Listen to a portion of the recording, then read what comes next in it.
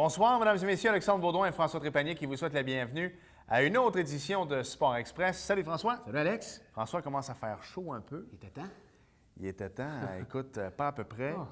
Moi, je vais te dire, parce qu'on va en parler un peu en ouverture là, de ces deux matchs en fin de semaine entre les Blue Jays de Toronto et les Mets de New York. Oui. Quand je me suis réveillé vendredi et que j'ai vu cette neige-là, On a tout de suite pensé, est-ce que le match va être annulé ce c'est soir? ça. Parce que la semaine d'avant, vous le savez, on avait annulé un match entre Seattle et Montréal dans la MLS au soccer. Et là, je me suis dit, s'il fallait, parce que c'est quand même deux gros marchés, New York et Toronto, donc le plus gros marché canadien en Toronto, le plus gros marché américain en New York. Écoute, ça aurait été une catastrophe, Sûrement, je hein? pense. Mais finalement, ça a eu lieu. On voit des images en ce moment parce que autant toi que moi, nous y étions pas assis au même endroit, mais quelle fin de semaine magique, François. Comment tu as aimé ça? Écoute, Alex, dès que je suis rentré dans le stade olympique avec ma copine, les souvenirs sont revenus. Hein? Ouais. L'ambiance dans le stade, puis lorsqu'on a vu la foule qui était présente, l'hommage à Gary Carter. Ouais. Wow, quelle soirée. Toi aussi, de ton côté? Moi, j'ai adoré ça. Puis je peux vous dire un truc. Je ne sais pas pour toi, moi, quand je suis... D'abord, la senteur de la rotonde, du stag et tout ça, moi, ça égale le baseball. Même quand je vais voir jouer un match de l'Impact ou un match des Alouettes, moi, ça sent le baseball. Même si ça ne sent pas ça du tout, le baseball. Là, faut, si vous allez au Fenway Park ou au Yankee Stadium, vous allez vraiment Ça ne sentir... sera pas le stade olympique. Non, c'est ça. C'est quoi le baseball? Mais d'un autre côté, moi, j'ai trouvé d'abord le vert du terrain assez éclatant, merci. C'était pas la même chose qu'on avait à l'époque. Le terrain était superbe. Oui, puis les joueurs, honnêtement, ont dit qu'ils l'ont apprécié aussi. Mais autant que le stade olympique vide, tu sais, les bancs jaunes, les bancs bleus, il est laid, là, on va se le dire, autant que le stade olympique rempli, je trouve ça beau. Peut-être qu'on est chauvin, mais c'est beau le stade olympique, plein. C'est très beau. Ça faisait drôle, par exemple, Alex, de voir l'ancien tableau d'affichage avec les vidéos. Puis, ça, c'était l'autre point, parce que autant l'hommage de Gary Carter et le lendemain, l'hommage de l'équipe 94 des Expos, d'abord, c'est loin d'être du HD, puis je pense même pas que c'est du SD non plus. La technologie, elle est zéro. Et honnêtement, je pensais réellement que le son au Fenway Park était mauvais. Mais Au stade olympique, c'est la pire pitoyable. affaire. Oui, tu as raison, ce n'est pas mauvais. François l'a dit, c'est pitoyable. Ça, c'est sûr qu'il faudrait apporter des correctifs, mais on a tous lu les journaux, en tout cas lundi matin, et je peux te dire un truc. John McHale Jr., qui est le fils de John McHale, qui a été un des présidents des Expos, si je me souviens bien, lui, il a dit que son rapport serait très, très positif. Et que si une équipe devait arriver à Montréal rapidement, peut-être pas cette année ni l'an prochain, mais d'ici 2, 3 ou 4 ans, mais lui va marquer dans le rapport que le stade olympique peut être un stade de transition vers un stade au centre-ville. Alors ça, je pense que c'est un point majeur, mais de l'ambiance. Sérieusement. Est-ce qu'on peut rêver, Alex? Moi, je vais rêver, et je le dis depuis longtemps. J'ai comme l'impression, probablement que je me trompe, puis je suis dans le champ à droite, là. Mais moi, j'ai toujours dit qu'il va y avoir du baseball à Montréal avant les Nordiques à Québec. C'est pour vrai. En tout cas, moi, je souhaite que les Rays, ça aille pas bien. Ouais, moi aussi. Ben, en tout cas, on a aimé ça. Ah, quelle soirée. Oui, exactement. Puis ça va aider les inscriptions, je suis sûr, pour Baseball Québec, oui, définitivement. François, moi, il y a quelque chose à chaque année que je trouve phénoménal au Québec. C'est le grand défi Pierre Lavoie. Et cette semaine, on va en parler avec une équipe de la commission scolaire des Hautes-Rivières, Chad Boutin et Patrick Dubois. Écoute, Alex, ils vont aller faire le grand défi Pierre Lavoie, Chad en tant que conducteur du motorisé, et Patrick va rouler. Donc, Patrick, ça va être sa 3e fois qu'il le fait. Il va nous parler de son expérience des dernières années, comment ça s'est passé. Et Charles va nous parler un petit peu de la préparation, comment ça va se passer sur le terrain. On commence parce que les deux entrevues ont été réalisées par François. Est-ce qu'on commence par Chad ou par Patrick? On commence par Chad. Parfait. On s'arrête 3 secondes et au retour, François s'entretient avec Chad Boutin.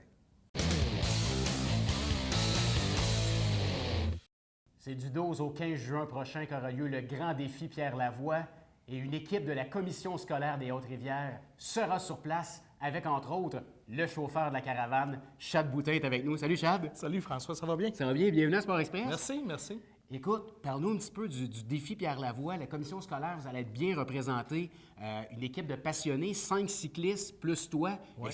Explique-nous un peu qu'est-ce que vous allez aller faire là-bas, à part rouler en vélo et toi, rouler en caravane. Ouais. Bien, écoute, le grand défi Pierre Lavoie, c'est 1000 km de vélo à relais. On part de l'Abbé au Saguenay le jeudi soir. Endroit que tu connais bien? Oui, je connais bien le coin. Donc, d'ailleurs, je vais me permettre de faire visiter un peu le coin à mes coéquipiers. Et on arrive à Montréal, au Stade olympique, en début d'après-midi, le dimanche.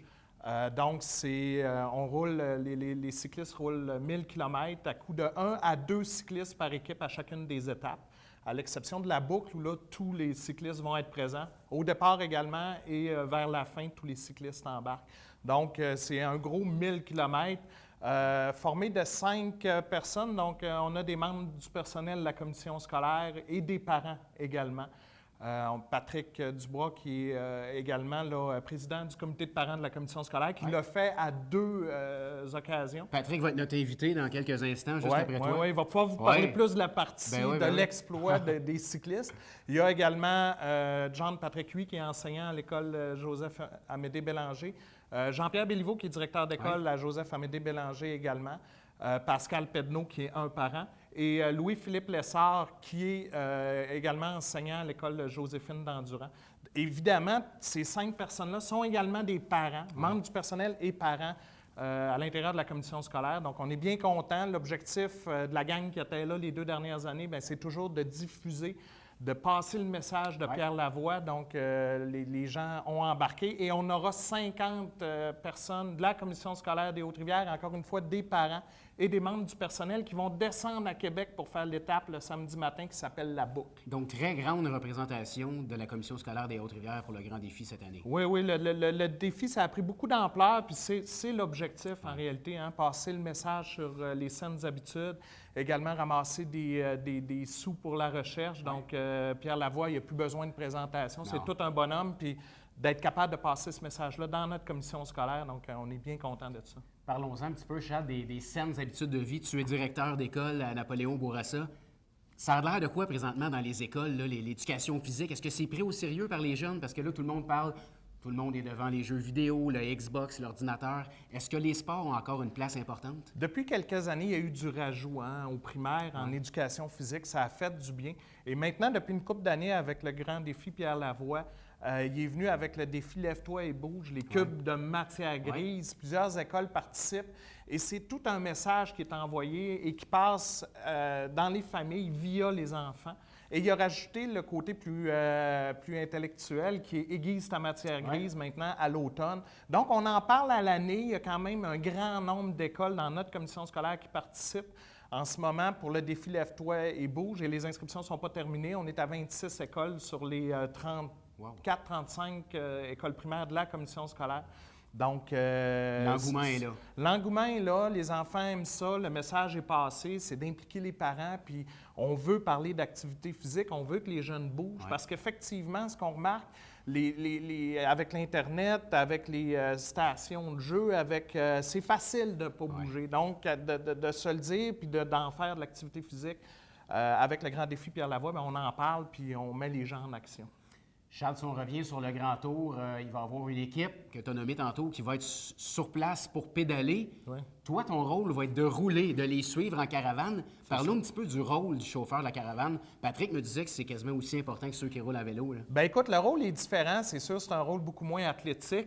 Peut-être qu'un jour, je serai sur le vélo au lieu d'être dans le motorisé, mais c'est qu'on suit effectivement. On part du jeudi soir jusqu'au dimanche. Donc, on dort dans le motorisé, les six de l'équipe, on dort dans le motorisé, on roule ensemble. On part toujours. Moi, en réalité, je ne suis pas le peloton. Donc, je pars du point A avec les cyclistes qui ne font pas l'étape. Et une fois le départ donné, on a un chemin distinct pour les motorisés où on va les attendre. J'imagine que chacune des équipes ont un chauffeur comme toi. Tout le monde a son motorisé, donc tu ne seras pas seul sur la route à te promener en motorisé. Je pense qu'on va être une grosse délégation, donc plusieurs motorisés. C'est chaque équipe qui a son motorisé.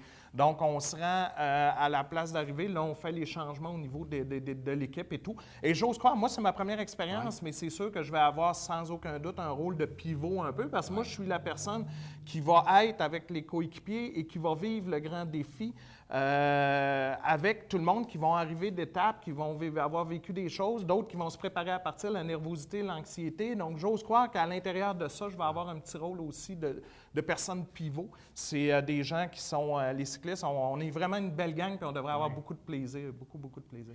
Comment c'est arrivé pour toi, Chad? Est-ce que c'est la gang auparavant qui t'ont demandé d'être le chauffeur cette année ou c'est toi qui as décidé de t'impliquer là-dedans? Bien, écoute, j'avais déjà une offre sur la table pour conduire pour une autre commission scolaire en plus. Mais j'ai un collègue, Jean-Pierre Béliveau, qui a été recruté. Il a fait la boucle l'an dernier et l'équipe est allée le chercher pour faire partie de l'équipe de cyclistes. Et il a suggéré comme ça mon nom, là, en sachant que j'avais déjà l'œil pour faire ce rôle-là dans une autre équipe. Donc, il m'a offert d'embarquer avec la gang de la commission scolaire des Hautes-Rivières. Et c'est sûr que pour moi, c'est un naturel parce que c'est ma commission scolaire, l'appartenance, donc de revenir et de pouvoir donner un coup de main à notre équipe. J'étais bien content. Et on a un support vraiment intéressant également et très aidant de la part de la direction générale de la commission scolaire des Hautes-Rivières. Donc ça, on a beaucoup d'appui, on le sent. Ils nous aident. Et ça, bien, c'est là qu'on se rend compte que le projet est en train de prendre toute la grandeur du territoire, là, la commission scolaire. C'était ma prochaine question. Pour la direction de la commission scolaire, la présidence, ça doit être une fierté d'avoir une équipe d'enseignants, de directeurs, de gens sur le terrain qui s'impliquent comme ça au Grand Défi Pierre Lavoie, puis surtout qui vont porter les couleurs de la commission scolaire également? Bien, écoute, on le doit à une gang vraiment, là, il y a 2 ans, l'école Pointe-Olivier, qui ont parti le projet. Il n'y avait pas de place, hein? C'est très difficile de rentrer une équipe. Et ils ont présenté, ils ont fait preuve de beaucoup de détermination pour rentrer une petite école primaire Pointe-Olivier. Comme une équipe à l'intérieur du 1000 km et ils ont changé le nom l'an passé pour porter les couleurs de la commission scolaire des Hautes-Rivières. Donc, on surfe un petit peu là-dessus parce que grâce à l'équipe d'origine qui croyait au projet et qui, eux, ont vraiment là, fait beaucoup de gestes pour que ça prenne de l'ampleur. Et nous, bien, on en récolte un peu là, les fruits cette année parce qu'on nous a approché certains membres du personnel. Et tout le monde est bien content de pouvoir prendre part à cette activité-là. Chad, on le sait, le Grand Défi Pierre Lavoie, pour tous les gens qui y participent, tous les gens même qui le suivent, c'est très émotionnel, hein? C'est émotif lorsqu'on regarde les cyclistes. Et je pense que cette année, ça va l'être encore plus parce que vous allez passer par Lac-Mégantic. Effectivement, dans les étapes, on va aller à Lac-Mégantic. Moi, je n'ai pas eu l'occasion d'y retourner depuis juillet dernier. Donc, c'est une très, très bonne idée. D'ailleurs, Pierre Lavoie va parrainer 2 écoles de Lac-Mégantic cette année. Et oui, ça va sûrement être spécial d'aller les voir, d'aller les rencontrer là-bas. Donc, on part le vendredi matin. On s'en va vers le lac Mégantic. Donc, c'est une très belle idée que le comité organisateur a eue de mettre cette ville-là là, comme étape. Donc, effectivement, ça va sûrement être rempli d'émotions parce que cette tragédie-là, je pense, a touché tout le monde. Donc, de se servir de cet événement-là pour aller leur faire un clin d'œil et aller leur donner un peu de réconfort, de support, bien, je pense que tout le monde est bien content de ça. Ça va sûrement être une des étapes au niveau émotif, puis ça va sûrement être bien, bien intéressant. En terminant, si on parlait de tes collègues Patrick, Pascal, Louis-Philippe, Jean-Pierre, John, Patrick, est-ce que c'est tous des cyclistes élites? Est-ce que ça prend vraiment des gens qui sont très habiles sur le vélo pour faire le grand défi? Le grand défi vise d'abord, oui, c'est un 1000 km en vélo comme ça, c'est pas facile, puis ça prend des bons cyclistes, et on en a à l'intérieur de notre équipe. Patrick qui l'a déjà fait, Pascal l'a déjà fait, John Patrick qui fait des Ironman et qui est un très bon athlète aussi, font partie des 3 cyclistes, je pense, là, qui sont nos... On va tourner autour d'eux. Ensuite, il y a Jean-Pierre le peloton de tête. Jean-Pierre Béliveau qui l'a fait l'année passée, la boucle. Donc, il n'y a pas une grosse expérience de vélo, mais qui a aimé ça. Et l'équipe est allée recruter Louis-Philippe Lessard cette année. Parce qu'il restait une place et l'équipe, on a interpellé les gens qui avaient le goût de relever ce défi-là dans un esprit de vouloir changer un petit peu leur habitude de vie puis d'avoir un défi vraiment à la hauteur. Donc, c'est Louis-Philippe Lessard, on est allé le chercher. Donc, pour lui non plus, le vélo, c'est pas nécessairement quelque chose qu'il connaît beaucoup. Ça va être un vrai défi. C'est un vrai défi. On l'encourage, il va le vivre cette année, mais il est très motivé. Il est vraiment motivé à faire partie de ce projet-là. Donc, il y a eu une dizaine de candidatures et l'équipe, bien, on a choisi Louis-Philippe comme 5e cycliste. Donc, c'est une belle gang. Puis non, ce n'est pas que des cyclistes aguerris. Il y a aussi le côté de vouloir impliquer des gens pour changer leur habitude de vie. Pierre Lavoie a rentré, donc c'est bien intéressant aussi. Écoute, c'est très bien. En terminant, pour les gens qui aimeraient vous suivre, avoir plus de détails, vous avez une page Facebook, je pense? Écoute, on a une page Facebook, donc on invite les gens à aller cliquer « J'aime » sur la page Facebook. Nous, le message, bien, on veut le diffuser, ce message-là des saines habitudes et le message de Pierre Lavoie. Donc, tous ceux qui venaient cliquer notre page pour nous encourager. Et on cherche des partenaires aussi, donc côté financier, s'il y a des gens qui seraient intéressés, bien, c'est sûr qu'on prend les dons, puis l'objectif aussi, on parraine 2 écoles à travers tout ça. Donc, en plus de la Fondation Pierre Lavoie, bien, directement dans 2 de nos écoles de notre commission scolaire, c'est des retombées. On veut donner des sous pour promouvoir les saines habitudes de vie. Écoute, Chad, on vous souhaite bonne chance à toi et à toute l'équipe. Puis on aura l'occasion de se reparler lorsque vous serez de retour, peut-être pour faire un petit compte rendu de comment ça s'est passé. Bien, ça serait bien le fun, parce que je pourrais te raconter. Je pense pas que je vais dormir beaucoup selon ce que j'ai hein? vu. Et mes coéquipiers ne savent pas encore, j'ai des problèmes de ronflement. Donc, ça, ils pourront le vivre là, tout au long du 4 jours. On en parlera avec tes coéquipiers au retour. Merci, Chad. Merci beaucoup, François. Salut. Merci.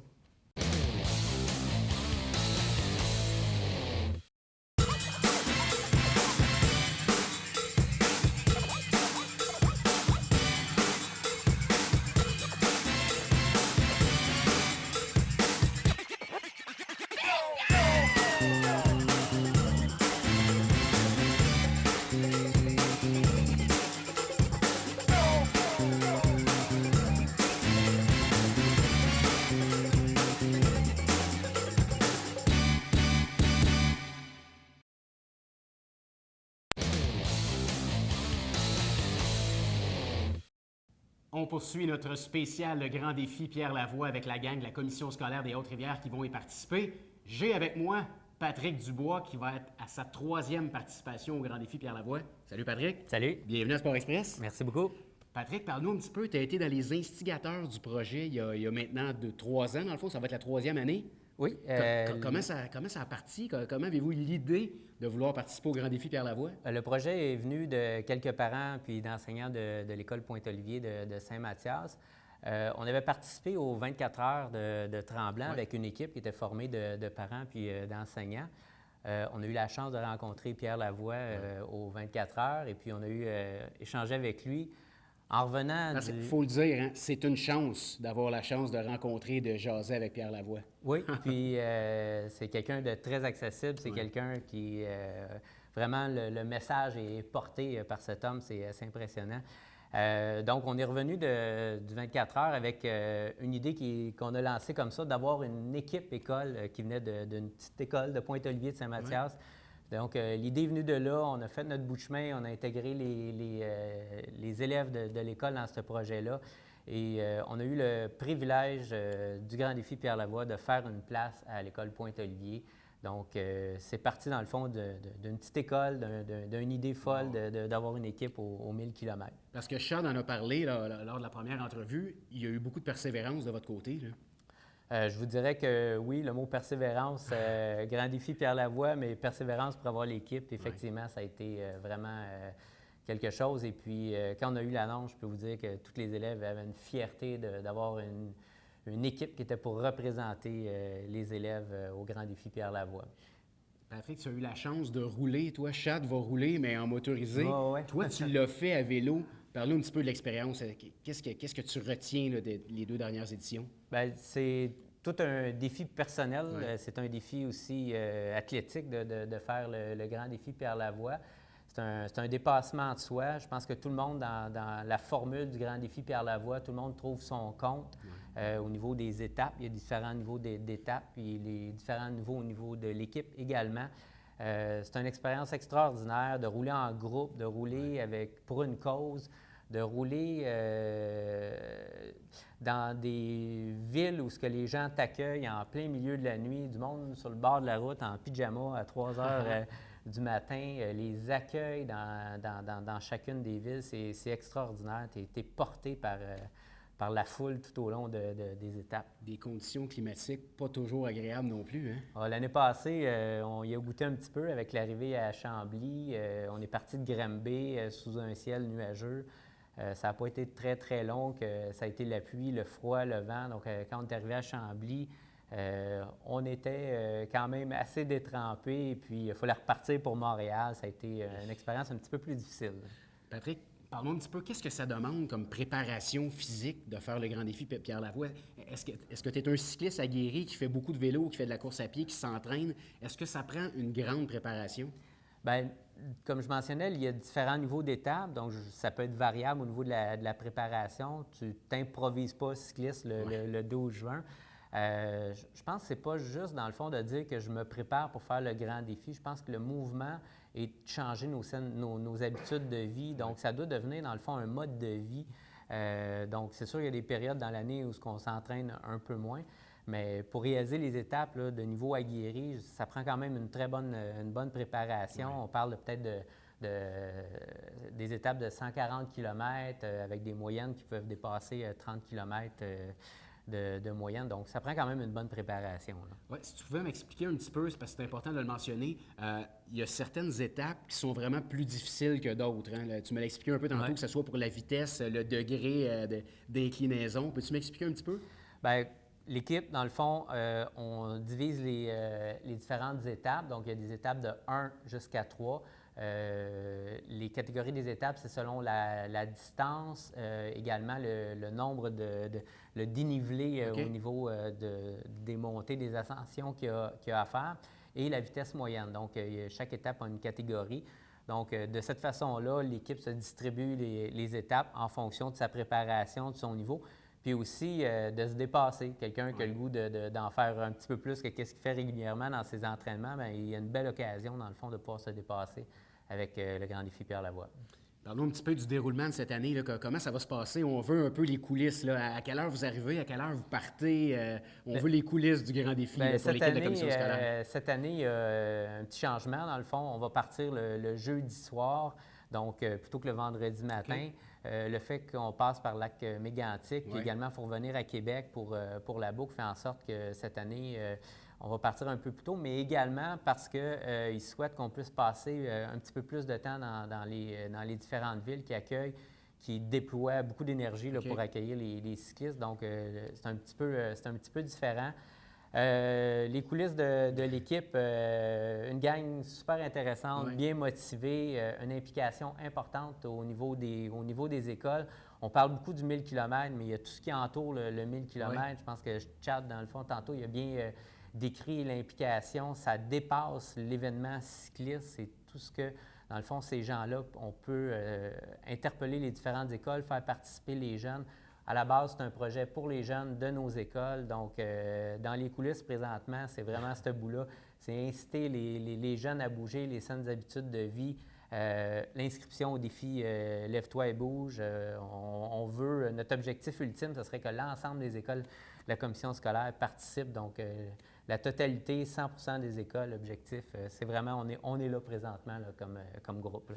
Parlons un petit peu de l'arrivée. Ça se passe toujours au stade olympique, habituellement. Je ne sais pas si ça va être la même chose cette année. Bien, l'année passée, ça a été au parc Jean-Drapeau, okay. Sous la pluie, une arrivée qui a été difficile. L'année d'avant, la première année que j'ai participé, ça a été effectivement au stade olympique. Encore là, c'est magique l'arrivée. Il y a tous les jeunes qui sont là, nos familles qui nous accueillent. Il y a de l'émotion dans l'air. Hein? Effectivement. Puis, je pense que cette année, il va y avoir aussi une étape qui va avoir beaucoup d'émotions. Lac Mégantic, ça va vraiment être quelque chose. Rapidement, comment ça se passe quand vous arrêtez dans les villes comme ça? Est-ce que vous arrêtez longtemps? Avez-vous le temps de jaser avec les gens? Bien, l'année passée, les 2 dernières années, c'était quand même assez rapide. Quand tu arrives, il y a les autres cyclistes qui doivent se préparer. Des fois, il y a les caravanes qui partent avant le peloton. Donc, c'est un peu la volonté cette année de pouvoir permettre, dans le fond, d'avoir un plus grand contact avec les gens des villes. C'est assez impressionnant tout ce qui est déployé dans les villes pour accueillir le message, les gens qui sont là. Donc, cette année, je pense que ça va être un objectif qui va être atteint là, avec le fait qu'on part jeudi soir, le contact avec les gens des villes. Puis encore là, c'est toute une tribune par rapport à tout le mouvement provincial de passer dans toutes les villes du Québec. Là. En 30 secondes, Chad l'a mentionné tantôt, on invite les gens à aller aimer votre page Facebook pour avoir plus de détails. Puis rapidement, s'il y a des gens d'affaires qui nous écoutent, qui aimeraient donner vos... Effectivement, derrière ce projet-là, bien, il y a aussi le volet de parrainage d'école. Donc, au-delà des coûts pour avoir une équipe, Il y a des fonds qu'on ramasse pour les écoles qu'on parraine. On parraine 2 écoles, JMD Bélanger puis Marie-Rivier, avec 2 projets exceptionnels pour les jeunes. Donc, on voudrait remettre le plus d'argent à ces écoles-là pour faire bouger les jeunes pour les saines habitudes de vie. On invite les gens à donner. Patrick, écoute, merci beaucoup. Bonne chance. Merci beaucoup. Puis comme je disais à Chad, on aura l'occasion de se reparler pour faire un petit compte rendu de comment ça s'est passé. Je le souhaite. Merci. Merci. Nous sommes de retour à Sport Express et François, avant de parler de NASCAR, juste un mot rapide sur les Renards d'Iberville. Malheureusement, c'est terminé pour les Renards, Alex, et pour le Plaza de Marieville. Ils perdent 2-0 dans la série, donc on va les encourager ce week-end. Exactement. François, tu sais que dimanche dernier était présentée la 6e course de la saison de série Sprint. C'était à Martinsville, en Virginie. Et c'est Kurt Busch qui a remporté la course. Il a eu le meilleur sur Jimmy Johnson et Dale Earnhardt Jr. Ça va bien pour lui? Oui, très honnêtement, bien. Donc au classement général, il a repris la tête. Dale Earnhardt est premier, Matt Kenseth est 2e, Carl Edwards est 3e, Jeff Gordon est 4e et Jimmy Johnson est 5e. Tout le monde est connu dans leur famille, honnêtement. Oui. Sérieusement, ce sont de gros noms qui complètent le top 5. En tout cas, c'est très, très intéressant. Et la prochaine course, ce sera dimanche, le 6 avril à 15h. C'est le Doc Commander 500. OK, le Doc Commander 500 au Texas, Fort Worth, plus précisément. Voilà. Et dans 2 semaines, ce sera le Masters, mon cher. François, salutations aux gens de la télévision du Richelieu, naturellement, mais télévision Rive-Sud aussi. Oui. Salut aux gens de la Rive-Sud, tvrs.ca pour revoir Sport Express.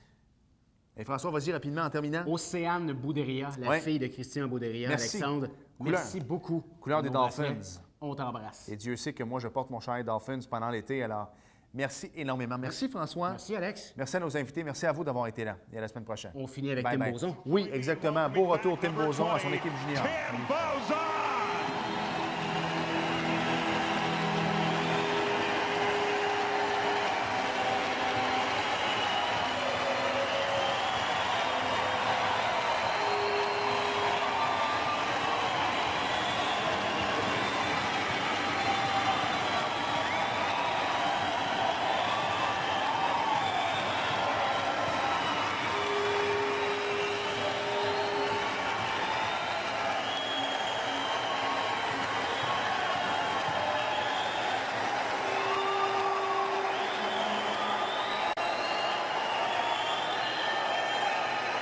I would now ask the 2 captains to center ice for tonight's ceremonial puck drop.